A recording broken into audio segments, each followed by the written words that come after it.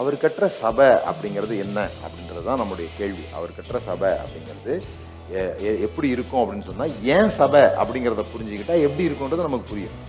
புரியுதானே? ஏன் சபை? சபைனா என்ன? சர்ச் அப்படிங்கிறது சரியான வேர்டு கிடையாது. சபைக்கு சரியான ஆங்கில மொழிபெயர்ப்பு அசம்பிளி. சர்ச்ன்றது குரியக்கோஸ், அதாவது கர்த்தருக்குரியது அப்படிங்கிறதுல இருந்து வந்தது தான் சர்ச்ன்ற வேர்டு. பிலாங்ஸ் டு காட் அப்படின்னு சொல்லி. ஆனா சர்ச் அப்படிங்கிறதுக்கு சரியான வார்த்தை அசம்பிளி. அசம்பிளினா என்ன? சபை, சட்ட சபை, சபை கூடி வருதல். சபைக்கு யார் வருவா? சட்டசபைக்கு யார் வருவா? ஜெயித்தவர்கள் வருவார்கள்.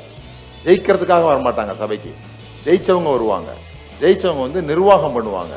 அப்போ இந்த தேவனுடைய ராஜ்யம் எப்படி இயங்க வேண்டும் என்று நிர்வாகம் பண்ற இடம் எதுன்னு சொன்னா சபை. புரியுதுங்களா?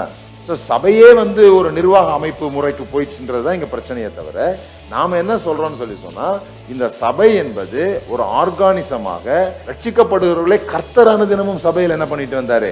சேர்த்து கொண்டு வந்தார். சபை தேடி போகல, வரீங்களா எங்க சர்ச்சு பெருசாகணும் அப்படின்னு சபை தேடி போகல.